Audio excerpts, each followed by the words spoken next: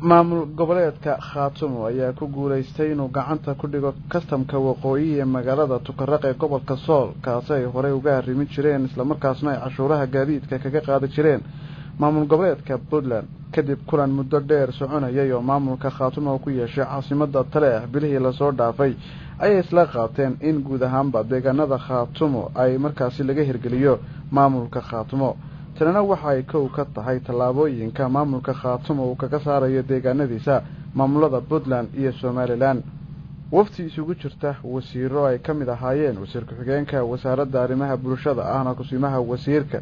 iyo waliba wasiirka xigeenka wasaaradda maaliyadda ayaa waxa ay tageen kastamka magaalada Tukaraq iyadoo markaasna ciidamadii hore uga tirsanaan jiray maamulka Puntland ay si rasmi isugu dhiibeen maamul goboleedka Khaatumo iyadoo markaasna ay khudbad dheer u jeediyeen wasiirada kala gadisan ee ka socday maamulka Khaatumo magaalada Tukaraq ee kastamka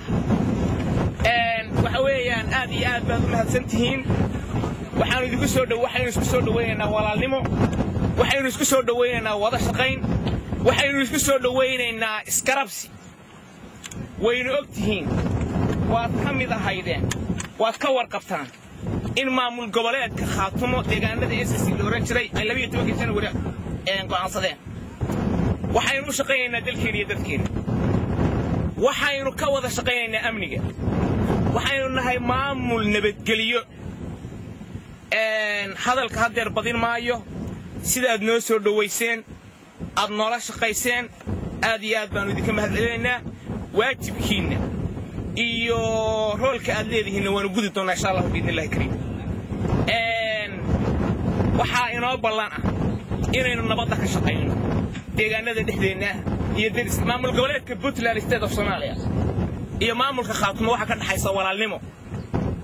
waxa ka dhaxeeya iskarabsi waxa ka dhaxeeya wax wada qabsi waxa ka dhaxeeya nabadgelyo waa laba maamul oo walaalo ah oo ay ognahay xaq dhaqan iyo xaq derisnimo siyaasiyan baynu wax u kala qaybsanay laakiin dhalashadeena iyo wax wada qabsigeena labada shacabba halkoodii bay yihiin laakiin deegaankeena iyo xadkeena inaga leh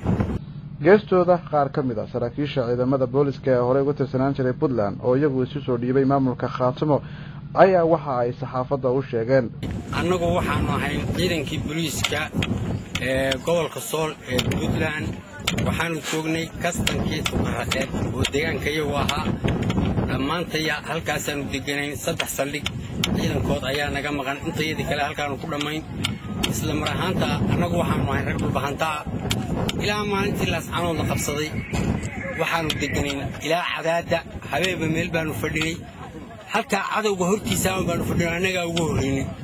diyaarna waxaanu kuna dhimanay barwaa xirxiran yahay barwaa ku dhaawacmay waa lagu leeyahay waxa weeyaan waxaan ku sugaynay halka maanu ahayn anagu reer Garowe maanu ahayn reer Boosaasood waxaanu ahayn reer Sool baanu ahayn booliska gobolka Sool baanu ahayn halka waxaanu ku sugaynay narsi u soo noqda dhulbahante iyo Khaatumo iyo laascaanood oo dib loogu noqdo iyo deegaanka oo dhulbahante iyo dadkii taladiisa lahaa ay ka taliyaan baanu sugaynay saaka waan ku soo dhaweynaa kabtan ciidanka booliska oo Puntland baan isla mar ahaanta waxa weeyaan waxbaanu isku darsanay toodii iyo dantoodii bay fushadeen hay'adina meesha way ka baxday dadkii dalka lahaana wuu ogaaday waana loo tashaday dadkaasan kamid ahaayeen weynaa wasiirka iyo waftiga noogu yimid Khaatumo wasiirada iyo wasiirka wasiirku xigeenada dhammaan waa soo dhaweynaa waxaanu ku soo dhaweynaynaa cadadka quraanka iyo nabadgelyo ilaa ciidamada waxaanu ku kalsooni ku qabnay 5 sanadood iyadoo cadowna kala goostay xuduudka iyaga inaanu ku sugnaano deegaanka iyaga inaanu ku sugnaano dad kale ugu adeegno tala la'aan baana kalifaysay talaanu ku sugaynay taladiina waa la helay mabda'ana dhulbaanta wuu ku yeeshay ku qaatay baanu la qaadanay ciidan iyo manjo adeegaannu ahayn waxaanu ugu adeegaynaa khaatumo dalkayaga degaankayaga jiiraanka oo aanu wada noolaansho derisnimo ku noolaanno wixii difeetaahe ay nagu soo kordhiyaanna aanu indho dheer iyo gacan labadaba difaaceeda diyaarolanayo sidoo kalena shacabka degmada Tukaraq ayaa si weyn u soo dhaweeyay la wareegitaanka maamulka Khaatumo oo la wareegay kastamka magaalada Tukaraq iyadoo markaasna dadweynaha ay wajiyadooda ka muuqanaysay farxad ayaa waxa iyaguna saxaafadda ku yiraahdeen sida tan raallina aanu ka nahay dadweynaha haddaanu nahay dalka iyo dadka degan ee Khaatumo State of Soomaaliya waxaana nagu soo jeedinaa labada maamul ee naga xiga hareeraha inaanu la simannahay la midnahay ayna nala maamuli karin noona shaqayn karin raallina aan ka doonayna waxaanu nahay maamulka Khaatumo State of Soomaaliya annagu waxaanu nahay dad bayuura annagu Soomaaliland iyo Puntland midna ma rabno waxaanu doonaynaa Khaatumo dadkaygu maanta waa hagaagsan yahay Khaatumaanu nahay waxqabadnimaanu helay maanta inoogu horeysa dalkayaga iyo dawladayada inaanu la wareegnay